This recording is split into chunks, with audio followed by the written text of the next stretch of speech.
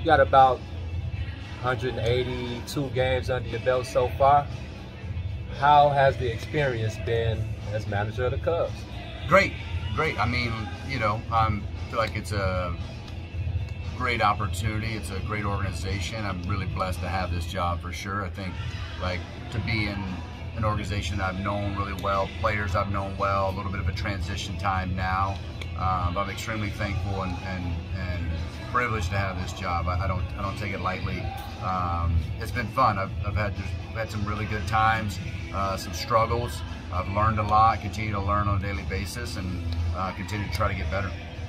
Speaking on the struggles, even as far as this morning, I've been bombarded with everything from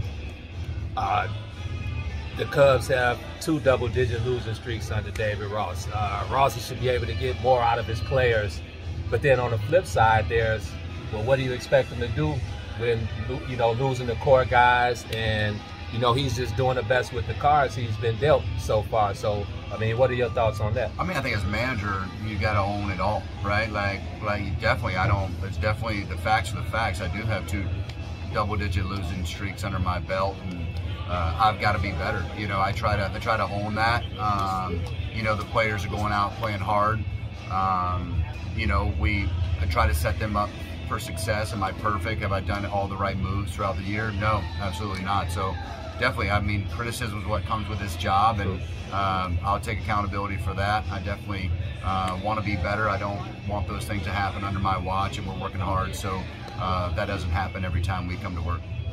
So when you go through struggles like this, and you have a bunch of young guys on the team, do you lean on guys like Jay Hay and Kyle Hendricks, who've been here since you were here as a player, or is it something you learned as a player going through this, or something you picked up from a manager you played for? Or? It's all those. Yeah, my experiences I lean on really hard. I trust in the guys that are leaders in that clubhouse, like you're talking about Jay Hay and Kyle.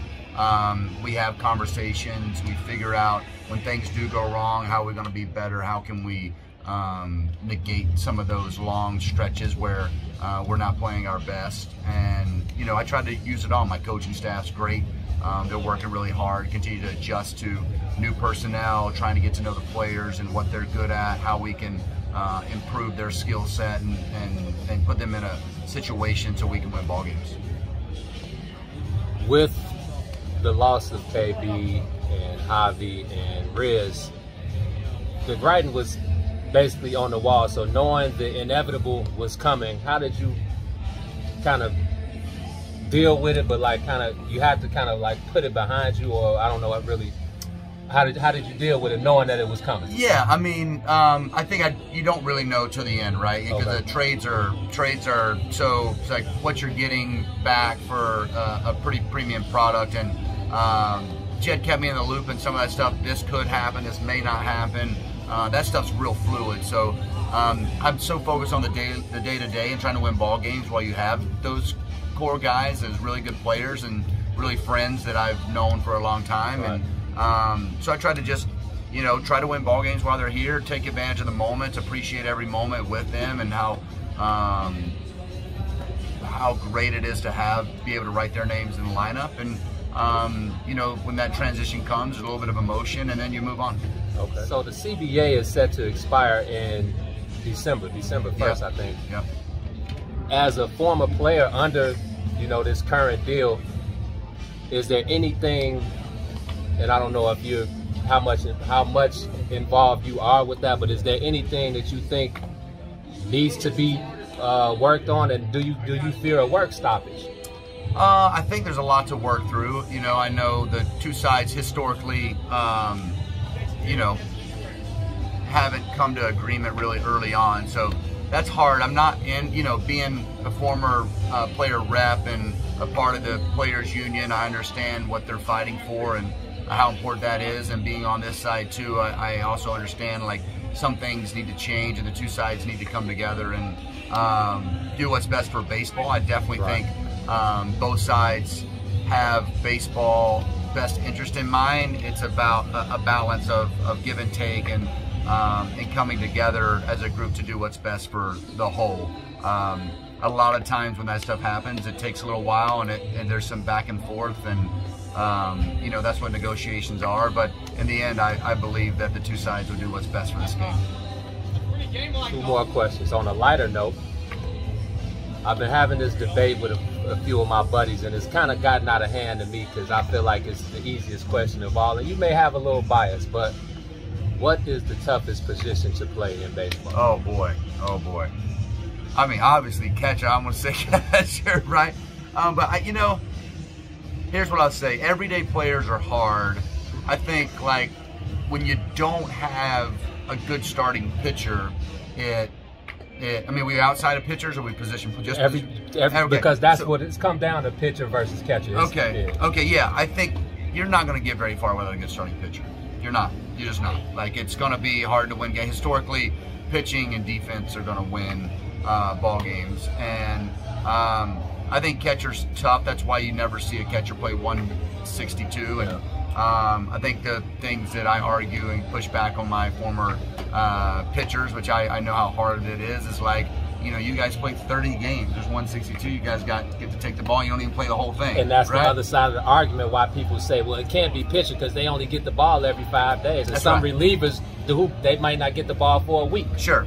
I definitely would say my first answer would be none of it's easy, right? Exactly. None of it's easy. Exactly. But I may have a little bit of bias, and I'd say catcher. But like middle infield, be on your feet, center fielder, like all those things, man. Like it's difficult, and it seems like one thing that you don't appreciate, and it feels like a really easy position. Maybe as you come up, first base at this level, man. Like if you have a bad first baseman that doesn't make up for some of the errant throws or balls over there, that like you got runners on base, you give away outs, like. You know, I don't want to underappreciate any position. They're all really important, but the value of a starting pitcher, that's why I get paid a lot of money, because it's a really valuable spot. Last question. I need your all-time MLB team. Oh shoot, man, I'm bad at this hard. I'll do this. I won't go all-time, but I'll go with guys I've played against, more my era, right? I'm not good at the historic. And that's really what it is. Okay, all right, cool. You know, we'll go with Bonds in the outfield. We got to put Barry out there. I play with Griffey. Gonna put Griffey in center. That was a good left fielder. Let's go. Maybe some power in left. I'm drawing a blank as a left fielder. Third baseman, I'm going Adrian Beltre. I'm probably going to be on the bias of teammates, right? Okay. Probably a little bias there. Shortstop. Can we go Cal Ripken Jr.? We'll go. I don't know. I'm bad at this. I'm bad historian. Put you on the spot, man. You are. That's all right. Nolan Ryan on the bump. Just put the big boy out there. Second base. Second base. That's about like names that come to mind are like Robbie Alomar and some of those guys come to mind for me. Well, I'll put Andrew Jones in my outfield too. True. I like Andrew. We got a couple center fielders where those deer go out there and run around. First baseman. Who are we putting at first? I got to put. Oh, you know what I'm gonna do? I'm gonna put Chipper Jones at third. I was waiting on that one. I know that's your boy. I'll put Chip. Yeah. I'll put Chip behind the plate. You know, we'll put. I mean, we're here in Cincinnati. Let's put Johnny Bench back there. Why not? Right. I got to meet him. He's a really nice guy. First base. All the bangers at first. Who are we gonna put out there? I'm drawing a blank. I keep wanting to say Riz, but you got to throw one of your boys out there, I'll put Riz out there. I'll put Riz, and I guess that's it. We'll put the bullpen. Put the bullpen in his heyday. I played with Gagne. I got to play with Billy Wagner, Kimbrel. Shoot, man, I got to catch so many good bullpen arms. We'll just put a bunch of closers I got to catch back there. So Gagne he's probably the last guy to win a Cy Young out of the pen. He was. That was like game over. I mean, that's what they put on the scoreboard. Game over. I know, so probably like all your followers gonna probably critique that pretty hard. I'm probably missing all the Clementes and all the amazing historic stuff. But I want to want to give some love for guys I played against or kind of grew up watching that I really love. Well, I appreciate your time, man. Go out there and get a win today. Always, buddy. All right, love, brother. Appreciate you. Yes, sir. David Ross, man, here live at the Great American Ballpark. Shout out to everybody that tunes in to the Bigs TV. It's always love. Shout out to my boy Pierre, Dorks and Dweebs. Go shop with my boy, man. It's the Bigs. Peace.